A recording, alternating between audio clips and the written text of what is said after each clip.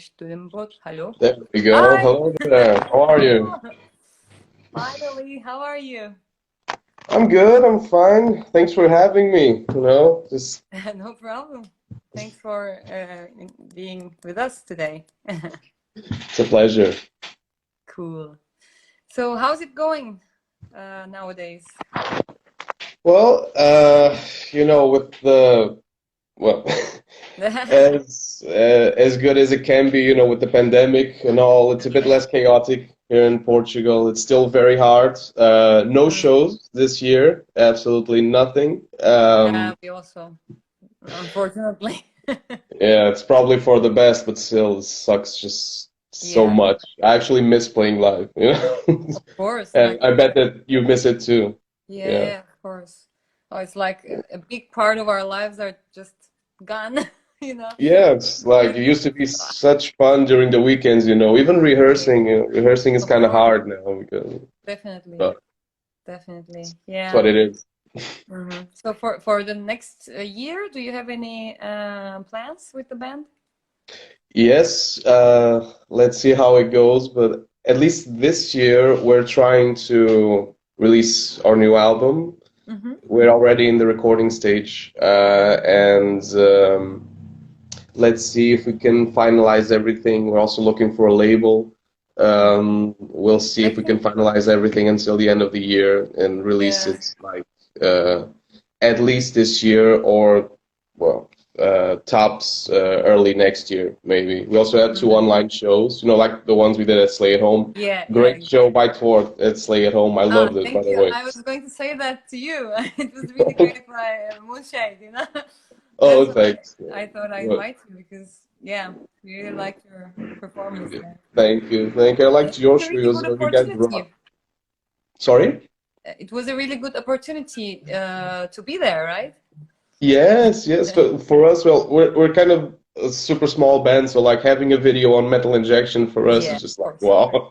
Just, For us too, yeah, yeah, just a definitely. little taste of that stardom, if you can call it that. Yeah, by the way, Julian is watching us at the moment. Hi, Julian. Hi, Julian. Pocket says hi. I, you'll probably know what I mean. Probably. Um, yeah, you are from Portugal, right? All of the band?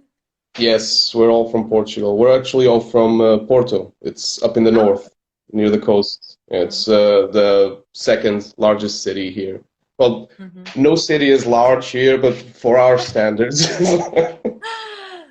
Oh, Yeah, somebody like writes, four people Ricardo, live here. tell me, what is the secret behind that handsomeness? Somebody writes. Indeed, like it's nothing like Germany. Like it's I've been to Berlin and wow, just nothing like it. I didn't realize what a big city was until I went Yeah. to Berlin. Just Yeah, Berlin is bigger, of course, yeah. Mhm. yeah. And when was the band founded? Oh, it's like 15,000 years ago. No, it was like in maybe 2000, early 2011, I think. Oh, We okay. weren't very active for the first years. It was kind of hard, just like maintaining a stable formation, stable members. Uh, we kind of released, no, kind of, no, we did release a demo back in the day, and much later, like in 2014, we released an EP, and our first album came very late in 2018. So, Wow! So we released uh, the album actually at the same year.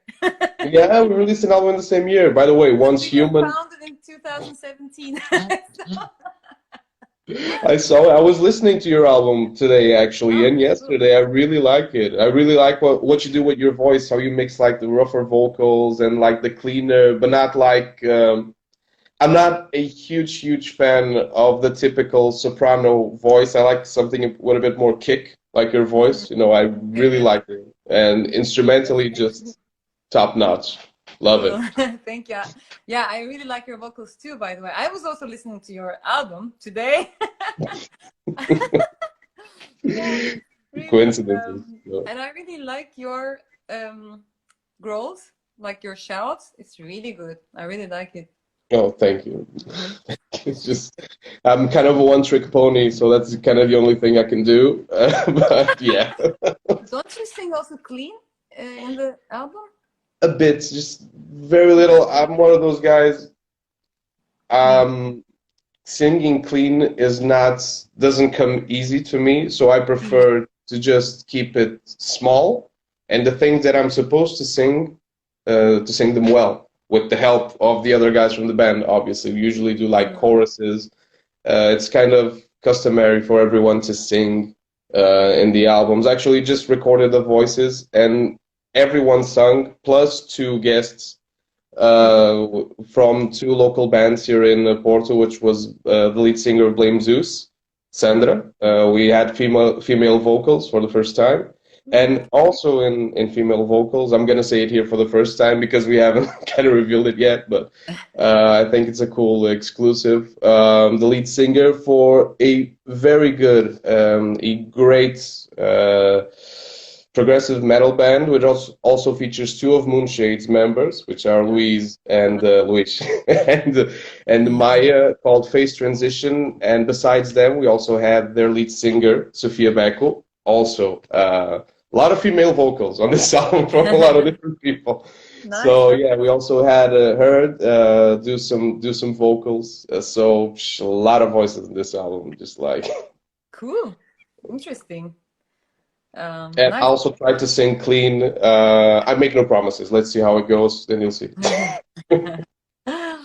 Yeah, we're also working on our new album at the moment. I think next year there will be lots of albums from lots of bands, right? Yes, we got to compensate. You know, these last 2 years have been horrible. Yeah. So yeah, just Definitely. Yes, it that's will. great. I'm really curious to hear about it. You know, it's like Mhm. it's really cool that bands like us, you know, because I'm guessing you probably have, you probably know, I heard on your interview with Julian that you have a full-time job like us at Yeah. Moonshade. Yeah. It's, you probably know how hard it is to record an album while having like an unrelated full-time So much, job. yeah. So much time because you cannot find time in the weekdays and you're tired. You don't want to go after work to recording, and then all your weekends are booked. It's easy. Yeah, it's horrible, especially for vocalists, because we're at work, we're talking the whole day, and then you're like at 7 p.m. you gotta record, and you're like just done. You don't even Yeah. want to talk, much less sing or scream. Exactly. And And yeah, you so don't want to think that much also, you know? You're not so I mean if you want to record after work, it's too much for your brain also a little bit. You just don't want to yeah, think actually. you're kind of busted. So that's it, man. Mad respect to you guys. I know how hard it is. I hope it goes well, and if it's even half as good as the last album, it's gonna be great. So you guys keep that. Yeah. What do you do for a living? What's your job? I am a PhD student in animal sciences at the University of Porto right now. That's interesting. It had nothing to do with metal, like the least metal thing, just to be in the lab, you know, with the lab coats, just No, put that actually, I stuff. have a question about animals to you. So, okay, shall I start with my weird questions now? Sure, go ahead. I mean, because it fits so well, I have to ask that now. If animals could talk, which would be the rudest? Which would be the rudest? It's a tough question because animals, for being instinctive, they're all kind of rude. You know, they really don't think about your feelings. They don't care. But I'm gonna say chihuahuas. They have a horrible temper. If they could talk, they would just shout obscenities. It's like with those bulging eyes, almost just exploding outside the head. No, I'm gonna say chihuahuas. Somebody says cats, but cats are not rude. Cats are sneaky, you know? Cats are like I don't think they care enough about us to be rude. They just have like a vague notion that Exactly. food comes to the plates and there's like some shadows walking around the house. They really don't care. They couldn't care less. So I don't think that's being rude. That's just narcissism. They're narcissists. Yeah, that's true. I agree with that. Yeah. Do you like? Are you a cat person or a dog person? This is a very cliche question, but I just wanted to ask. I really like cats. Nothing against cats, but like total dog person all the way. I love dogs. It's all kinds of dogs, even those like those breeds, like smaller breeds, like that. They're not exactly aesthetically pleasing. I think they're funny, like pugs and chihuahuas, and it's like my Instagram is actually a clusterfuck of like dogs, death metal music, and when I say dogs, it's mostly pugs, just death metal music, and like tattoos. That's it. That's my Instagram. If you go to Reels, it's just that. Okay, cool. And Nick Grima says elephants. Maybe that's a good point, right? Yes, elephant. You shouldn't. If an elephant's mad with you, they're known to charge with complete disregard for size, even if they're charging against like a huge car or a jeep or whatever. So yeah, I'm guessing they're like, don't mess with them. Yeah. Wow. Okay. Well, I'm a cat person. I mean, I don't have anything against dogs, but I'm a little bit afraid of them, by the way. I'm still scared of bigger dogs. I'm trying to not to get scared, but it always happens. So, but cats are for me very funny animals. So they are funny. They do tons of them. Cats, and I really like them. Really? How many? I don't have any cats. Oh, you don't have any? Sorry, I thought you had many cats. Oh, I was actually gonna ask you to show them. I'm disappointed. No, I wish I had, but I don't have. Because I don't know. I actually wanted to have a cat, but I thought it's the pandemic, so it's my boredom. I don't want to use any. Yeah, and it's a responsibility. I don't have any dogs right now. Like my girlfriend has a dog. We're working on bringing it from Mexico, which is where he's at with her mother, and we're really not trying to get another dog unless before getting that one back. Yeah. So it's hard. It's a hard trip, and with the pandemic and all, and yeah. Yeah, and dogs require much more attention, I guess. They're needy. They're super needy. Like that's what I can't deal with, It's just too much work for me. I want something that is independent a little bit. No independence whatsoever. Just none. They just stare at you like with those eyes, like walk me, feed me, love me. Just. Yeah. That's why I like them. They're cute, and they're like, I'm gonna say uselessness. They're so codependent, but they're cute. Like I can't deal. I like dogs way too much. Interesting. I don't know. Maybe I'm just running away from responsibility a little bit because it seems like too much work to me. Yeah. And there's a question from I am Parananda Maya. Siti, what's your practice routine? I usually practice every weekend. And if we have a rehearsal, then rehearsal and practice, that means twice. And other than that, sometimes when I really feel like singing at home, I warm up, of course, and sing a little bit, but I'm really careful about the neighbors because I mean they don't do anything. Actually, there are also musicians living here, but I don't feel so comfortable when I scream at home. Like, you should know what I mean. Yeah, I kind of have that problem as well because like I live in it's an apartment, and there's like our neighbors are what you can say, not old. I'm not gonna say old, but ancient, and so Fine, huh? that's fine. They don't know English, so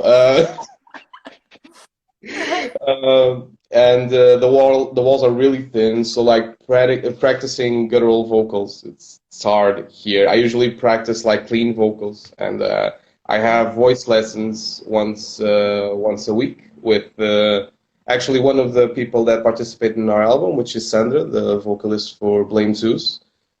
She's my vocal coach, and she's the one that keeps like I need someone just like telling me constantly to practice, or else I'm just way too late. And then here at home, I usually pick up the guitar sometimes, just sing a few songs. And in terms of like practicing, well, lately I kind of got my an injection of practice because we were recording the album. And we were recording stereos, and there was like a ton of guttural voices. So I feel I've been practicing more right now. But usually I try to do it at least once a week besides rehearsal, like you, kind of like you. That's important, really, because also I don't feel that good if I don't sing for a while. I really feel like I'm gonna explode. I need to. Yeah, just releasing. Yeah, it's kind of cathartic. It helps. You just take your mind off things, off work for a moment, and just sing for a bit, and like everything feels better. Yeah, like it's a necessity. Like you wanna. I don't know if you're like that, but I can't really express my anger when I'm angry normally. That's why I need to sing and scream and it's a little guilty. Yeah, I'm kind of my anger a little bit. Or maybe if I get angry, it will be really bad for other people. That's why maybe it's better to release that way. On the other way around, I have problems with expressing my anger. So I feel you. Yeah, I feel you. I'm kind of like that as well. When I sing, it's not really a necessity. When I scream, it's not really a necessity of expressing my anger. It's a bit like more cerebral. I'm mostly focused, and that's what keeps me more zen. It's not like I'm expressing my anger. Is that I'm just focused on making it sound as faithful to the album, or if I'm improvising, just making it sound cool, making it sound with depth, with dynamics.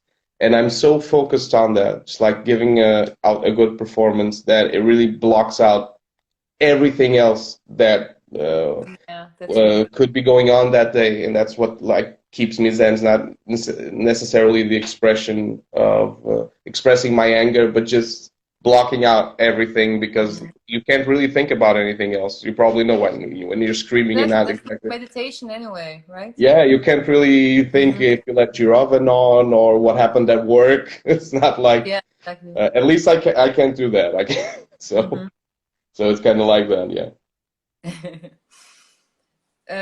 okay. Let's go on with the weird questions. Those are the best. So yeah. So, what is something that everyone looks stupid doing? Do you have anything? Yes. Unpopular opinion, and I'm gonna shoot myself in my own foot here, but I think everybody looks funny doing guttural vocals, screaming. And we know that. That's part of the reason why people usually cup the mic. You know, they know they're making weird faces. Horrible habit, by the way. Our producer one day will murder me if I do that. Just one time, I've gotten threats. Like, it's a horrible habit, but I still do it. But yeah, I think we make really funny faces when they're screaming, and especially me when I see like concert photos. Most of them I'm like, no. Yeah, but some people have really different and really strange faces on the stage. Like, I don't know, some girls are, for example, like, you know? Yeah, like that. I look like that too, but I don't have any photo like that somehow. They couldn't catch me. So I have way too many more than I would wish to have. And if the guys in the band like suffering faces on the stage. Yeah, when the guys in the band see it, they're like, they send it to me and they're like, Photoshop, do your job. And it's like, it's always, but they make funny faces as well sometimes. So I'm too much of a gentleman to make fun of them about it.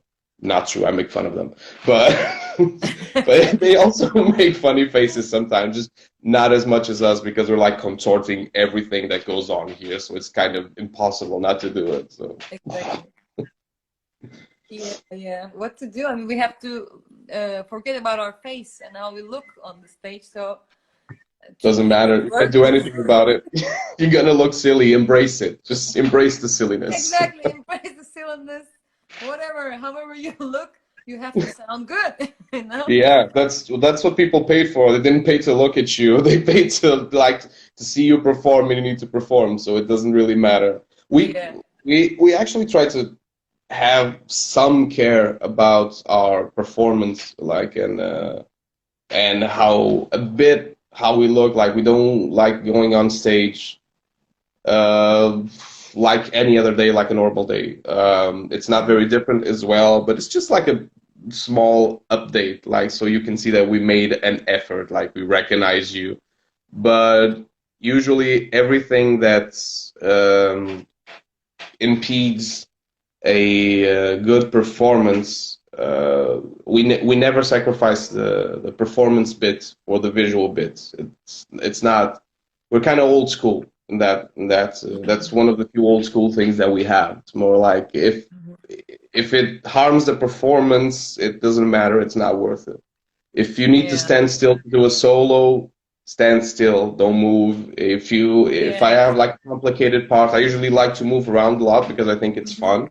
But if I have a few complicated parts where there's like a tricky metric that doesn't leave a lot of breathing room, I stand still. It's not the time to go wild and out and just start fucking up the performance. So we kind of try to do that. We used to, when shows were a thing, when people had live music. There's a question here. Great conversation, guys. What other music genres do you guys listen to besides metal? Maybe any guilty pleasure artists that you might like? This is gonna be guilty pleasure. Do you want to start? You want to go first? Mine's very pathetic, so just I can be the kicker, I can start with it. I listen to metal anyway. I listen to rock. I listen to Latin jazz when I'm cleaning the apartment, actually. And some electronic music now, very new.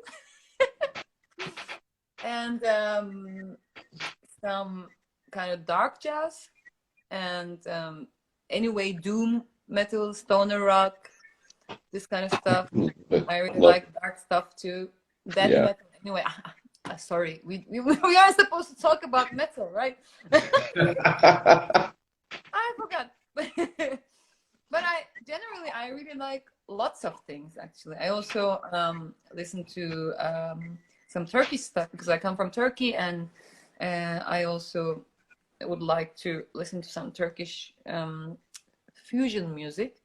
Oh, cool! That's cool. Like traditional fusion, like world music. That's cool. I would like to get into that. Like, if you have any recommendations. It's really interesting. There is like how do you call it? Turkish psychedelic rock. For example. That sounds interesting. At least just the name. Yeah, you got my attention. Yeah, it's really interesting, and it's really good to hear different styles. Anyway, for the creativity, I would say it really helps. Yeah, they're not guilty pleasures, actually. Oh, right? No, you said jazz. Jazz cannot be considered the guilty pleasure. That's way too classy. That's just class. That's metal is the guilty pleasure facing jazz. I'm kidding. I listen to soul sometimes too, for example, I mean, old soul stuff, like, I don't know, old female vocals. I really like them. Like 1920s, 1950s, Yeah, you know, yeah, that kind of soul, jazzy, like, yeah. yeah, kind of stuff. Yeah, I really like it. Yeah, sometimes. Yeah, it depends on my mood. Yeah, it depends. It changes. What about you? Well, look, I'm gonna come clean. I listen to a lot of shit, and when I say shit, it's shit. I listen to garbage music sometimes. Like, just like I listen to a ton of garbage music, and I'm completely unapologetic about it. You know, it's like I don't care. It is what it is. Most of what I listen to is metal, like 60-70%. I'm gonna start with the good music, like with the respectable, the things that might make you respect me. Let's start with that, and then we're gonna go completely downhill. So metal, first of all, metal and rock, of course, always. Punk, a lot of punk. I grew up in the punk scene. I started listening to metal later. So up until my 20s, I listened to mostly punk rock. And I still listen to the Misfits, the Clash, Ramones, the classics, and some new bands like Rise Against and Anti-Flag. Well, new. They're not new. Yeah, and besides rock, punk, and metal, which are like very close cousins, more distant from that, I like classical music. I started to get into jazz because of our new guitarist, who said that, well, I once commented that I usually don't listen to jazz. He said I really should. It's really important in terms of like metrics and composition. So I started to get a little bit into that, but mostly like the most known songs, like things like Whiplash and Caravan, you know, the classics. I really didn't get a lot into it, but I kind of started. Classical music, I've always liked it. I'm not always in the mood for it, so I used to listen to it a lot more, like Liszt, like a lot of Beethoven's my favorites, and a little bit of Mozart. Just usually I used to listen to it when I was working. So now we're going downhill. That was the classic stuff now. I listen to a shit ton of pop punk. It's like pop punk. You know, it's like there's a whole new wave of artists going on right now that are reviving pop punk. Like when back in the days we had like Blink-182 and Sum 41. I used to listen to them when I was a kid. And then I stopped listening to it. I started to get more into the punk, like hardcore punk and metal after that. But now there are some artists showing up like Machine Gun Kelly and Mod Sun and Youngblood, which are doing the kind of like a modern version of the old pop punk. And I listen to that and I get like super nostalgic. And I really enjoy listening to them. It's not like super deep music, or it doesn't have like a complex construction, but it's fun. I think it's fun. And sometimes I listen to a little bit of that. A lot of rap. I think it's very important. Yes, it's very important for lead singers, in my opinion, to listen to rap, because in rap, I have to, well, there are probably metalheads watching. I'm sorry, I don't mean to offend, but rappers are so much better than us in terms of metrics. So much more creative. So much more creative. You listen to a metal song, the metrics are kind of like always the same. And if you listen to rap, especially like old school, like Rakim, Tupac, Biggie, the way that they manipulate the metric, they have like a basic beat in the background, very basic, and the way that they travel through different metrics almost makes me feel ashamed sometimes, because in metal we have so much to work with rhythmically. It's a lot more complex. And I feel like sometimes lead singers don't really take advantage of that.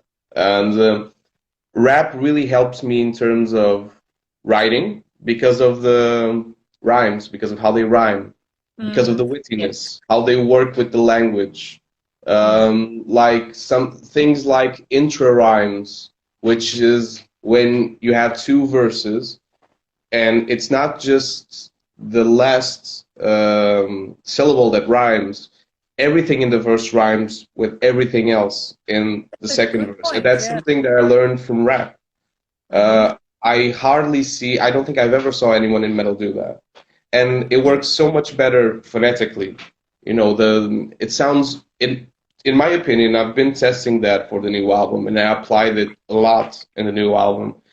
It makes aggressive vocals sound more musical because of how the words connect, because of the phonetical connections that you create between different words, that it sounds more flowy. It doesn't sound so I really don't know how to put it. It just flows better. You know, it's just something that sounds better, and you get an impression of like musical construction there. There was an effort, and so I really take a lot from rap. I listen to mostly old school rap because I really don't like. I'm not a huge fan of like the new wave of trap because I used to be into it when it was new. Then they really didn't go anywhere with the genre. They just like lyrically, it's dumb. Trap is dumb compared to rap. It's mostly dumb. Doesn't have a lot of content, and musically, it's starting to sound the same. Every song sounds the same in the new wave of trap. So I kind of just fell off that wagon barely after it started. So I usually head towards the classics like Mobb Deep and like Rakim and you know things like that because those are the things that really impress me. Yeah, interesting. Well, that's a good tip, by the way, for me too, because I never thought like, yeah, actually, that's true that what you say. Their lyrics are also different, how they produce the song, and rap always, not always, most of the time annoyed me. That's why I didn't listen to rap. It can get annoying. Yeah, I mean, it can be really annoying. It's not very musical. It's more rhythmic. So it can get a bit like it's a bit like electronic music. It has melody, but it's not like the most prevalent aspect. It's more rhythmical and lyrical. But once you get into it, I think you could learn interesting stuff. At least I did. I'm still learning, and that kind of reminds me of something. Like you said, I could ask questions as well. Yeah, sure. I'm actually curious. Like favorite metal vocalists. It's like off the top of your head. That's a very difficult question. Metal vocalists. Clean or any? Whatever you want. I actually really like the voice of I don't remember his name now, but the vocalist of Symphony X. Oh, he passed away recently. What's his name? Warren Dane? Recently, no. Did he? No. I think he did. No, wasn't he? I'm getting old. I lost track of who's dead and who's not. Wait, I'll just check on Google. Symphony X. What? Symphony C? No, Symphony X. It's probably another band. It was the early version of Symphony X. Maybe, yeah. Symphony C. Now it's X. What is that? Russell Allen, maybe? Yeah, it's Russell Allen. That's okay. But completely confused. I completely mistook him for someone else. Yeah. But I remember Symphony X. I remember his voice. He has like a raspy tone, right? Or no? It's really good control over his voice. I can say. And other than that, I really like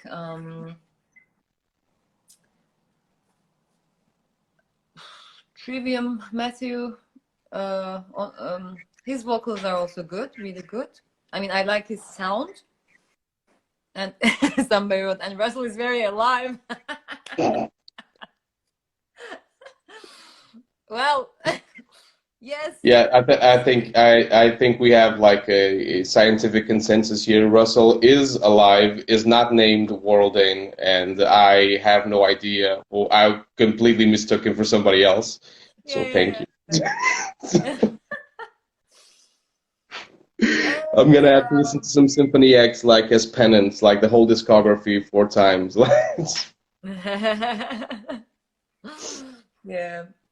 Well, I also like from females. I like Tatiana's voice, Tatiana Shimailuk, and from Ginger. Yes, because that Tatiana. Huh? Tatiana from Ginger. Ginger, yes. Oh, love her. Great voice, great presence. Her voice is really, really good. I mean, she can sing a lot of styles. That's what I like. And also, somebody writes, Ricardo Pereira from Moonshade. Don't be liars, guys. We're trying to have fun. Just like, you don't need to lie. Yeah. And in extreme vocals, I really like Julian's vocals, I should say, because they really like monster. I mean, I can't say. Those are brutal. Like, in the true sense of the word, like, brutal. I don't know what to say. It's really cool. And yeah, lots of people actually. I can't really even think of them. I like Tom Araya's vocals too. Slayer, iconic. You know, I really like it. And Lacuna Coil, Christina Scabbia, I really love vocals, and I mean, I really like her. I mean, live, I've seen them all live, and they're perfect, really pitch good. perfect, performance, everything. I saw them live at, I think it was still Vagos Open Air. Because we had a festival here at Vagos that changed the name because it's a different organization now. I think it was still Vagos Open Air when I saw them perform, and it was just perfect. It was like listening to in terms of like performance. I didn't hear one missed notes, nothing. It was just perfect. One of the most perfect performances I've ever seen, and they just had so much energy live. You know. Like, I think they're kind of underrated now. They used to be bigger when I was a teenager. They used to be huge. They were like coupled with those bands like Within Temptation and Nightwish, and that was like the whole thing. Now they, I don't know if they're as famous now. People don't talk about them as much, but they're still on the big festivals. But I still try to follow what they do. Like, and it still sounds amazing. It sounds fresh. Like, they're creative and they're still like perfect live. So it's really good that you can maintain a band for so long. Just keep being creative and keep giving out great performances. That's like the dream, you know. Yeah. So mad respect to Lacuna Coil. Yes, really, I agree with you. And yours? Who? Wait, there is one question. How and when did you learn how to scream? Oh, how I started doing myself, but I knew that there was no technique when I was doing on my own, you know. So and then I started to take lessons from Britta Gertz from Critical Mass and Iris at the moment. So I took lessons until actually last month, and now I don't take anymore. But yeah, she helped me a lot to improve my screams. That's cool. It's good that you could have lessons. I really, unfortunately, when I started screaming, which was like a decade ago, it isn't much. But back then, now I see that there are tons of YouTube tutorials and people willing to teach you, and Yeah.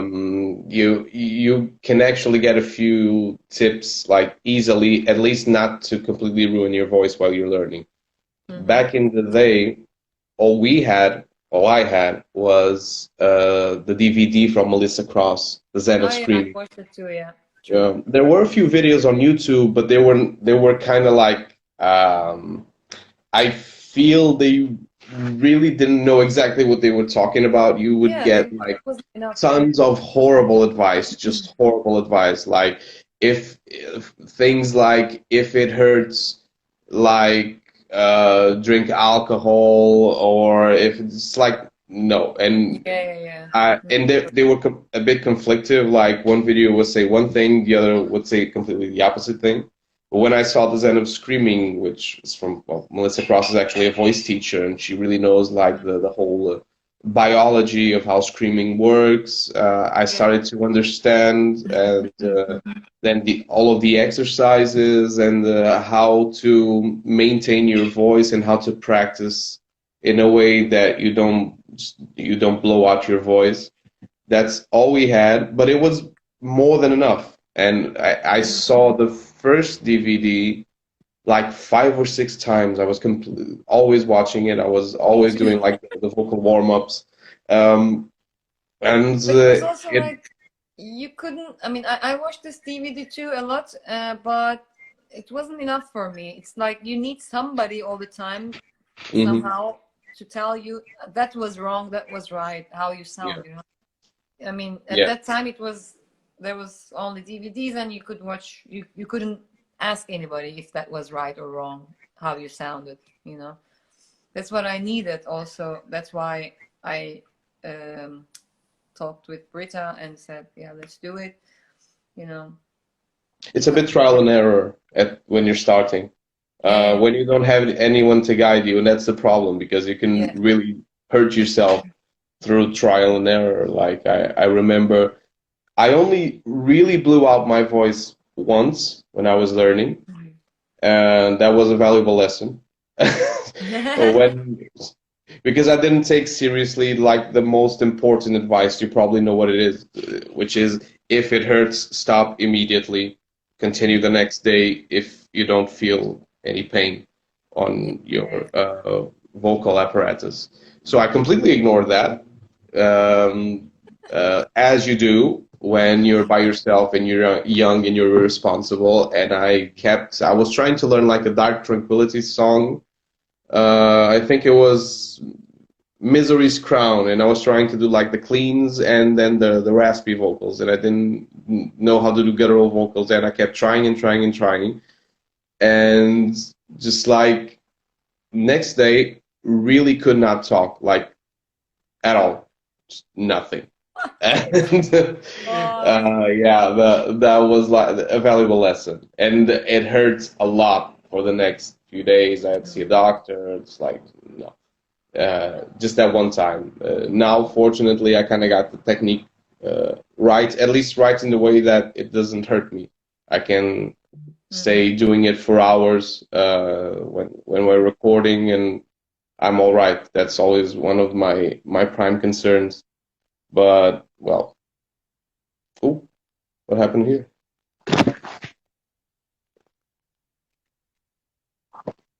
I can hear you, but you froze, I think. Or I froze, not sure. Oh, yeah.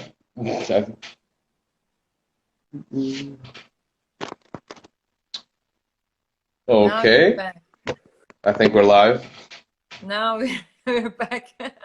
I don't know what happened. And we're back. It was a short intermission, guys. I hope you had time to like get a coffee or something. Yeah. I was going to ask you about your favorite metal singers. It's a hard question.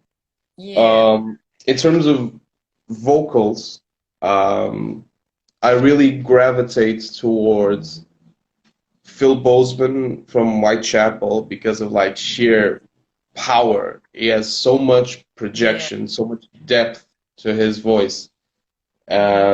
it's just amazing. It's breathtaking. I actually saw them perform live like 2 or 3 years ago, and it was like haunting how he could do that live with minimal efforts. Like you looked at him like on the giant screen, it didn't even look like he was trying too hard. You know, just that to me, that's just animalistic. I admire him so much. And then Randy Blythe, mostly because of how it's he kind of taught me that you don't need to have that typical Cookie Monster guttural vocals that kind of all sound the same.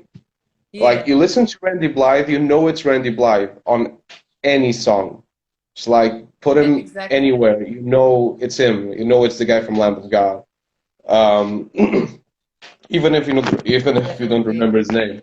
So that's more like vocally for gutturals. But for like, I really like full range vocalists that do both, like guttural vocals and clean vocals. And for that, I'm really impressed of what I heard from Ginger and Tatiana. It's like amazing, just amazing. And then you have the classics, you know, I grew up, when I started listening to metal, I really got into Opeth, so Michael Akerfeld, that I love his clean voice, just sounds amazing. And, well, lately, his gutturals don't sound very powerful, but back in the day, if you look at Opeth Live, like their first live concert that they recorded, those screaming vocals just sound amazing, just so much depth, so much power. And then you have like Tommy Johnson from Amorphis, which is a guy that I love and pisses me off so much because I saw an interview of him saying that he doesn't practice. And live, that man is pitch perfect. Yeah, And I didn't say so. I don't has know an why. amazing. Yeah, and he said he doesn't practice. He just goes to rehearsal with the band when there's rehearsal. Doesn't practice at home. I saw him live at the. We actually performed on that year at that festival in the same day as Amorphis, and they were playing Tales from the Thousand Lakes. It was like the anniversary tour. Never saw Tommy sing many of those songs.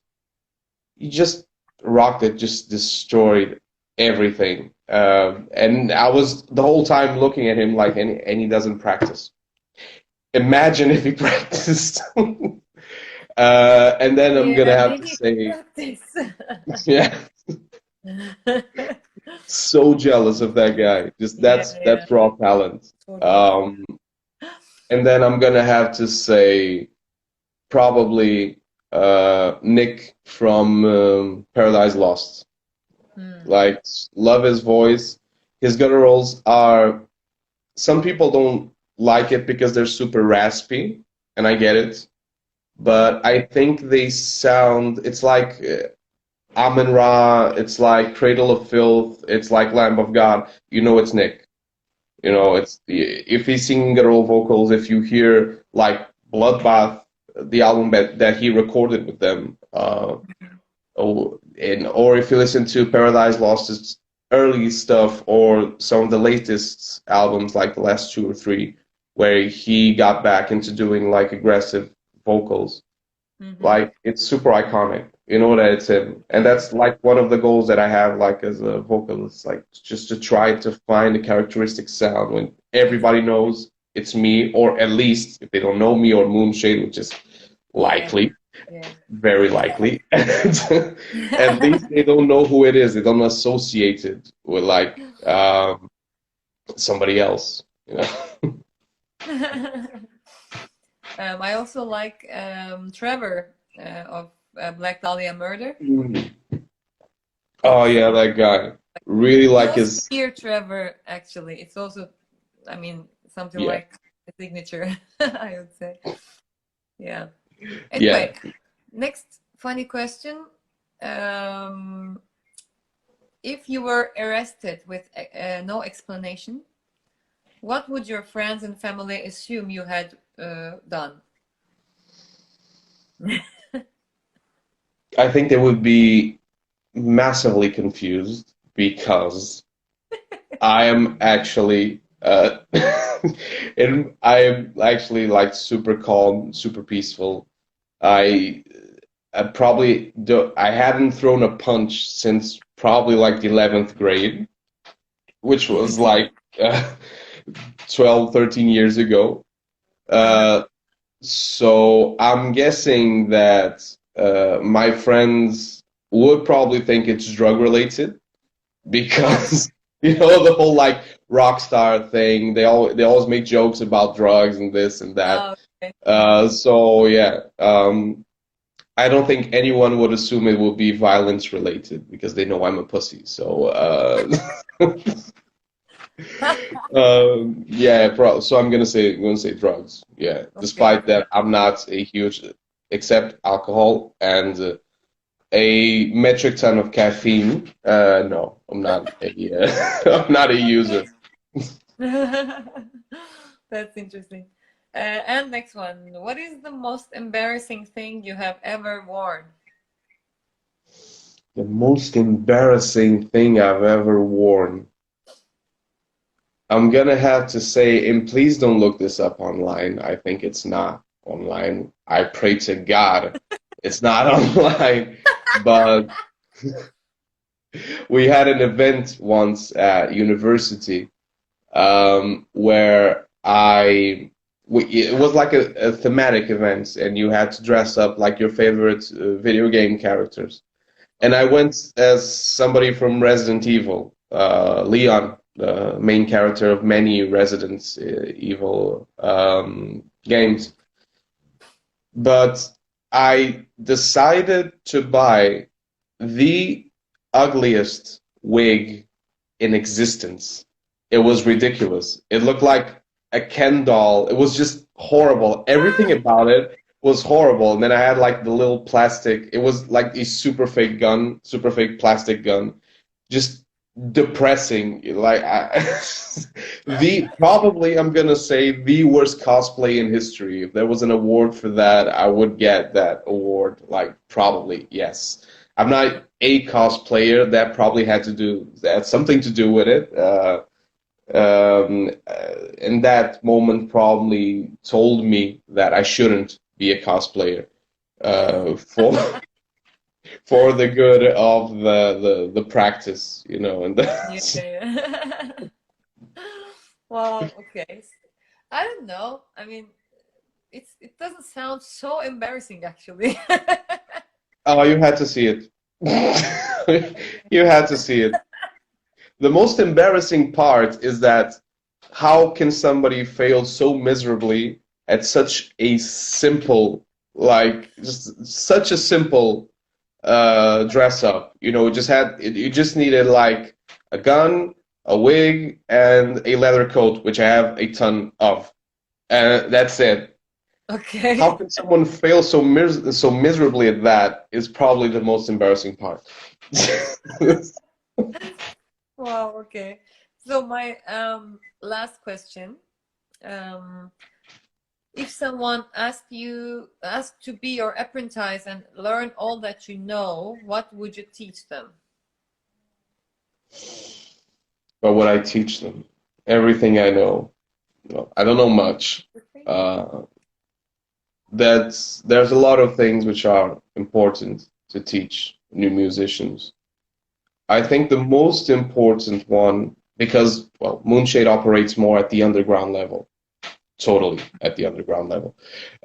So there's a lot of frustration. I feel like there's a lot of frustration in the underground sometimes because their projects don't get the attention that they would like.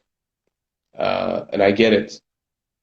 But there's an issue with many of those projects is that people are way too focused on what they don't have, which is like the attention, the hype, the sales, the tours. They get way too focused on that They get super jealous about bands that actually have nice things and that do better. Mm-hmm. My advice to a young musician would be, shut the fuck up and practice. Don't be jealous about other people.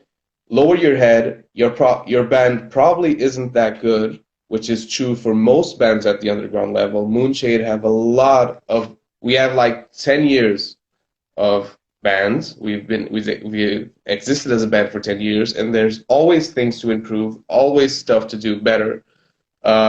We actually had a meeting before this album to talk about what went wrong in the last one, what we would like to improve. There's always stuff you can do better. So my prime advice would be just like, don't focus on the negative. Don't focus on what you don't have. Don't be jealous. Lower your head. Focus on your work. Practice.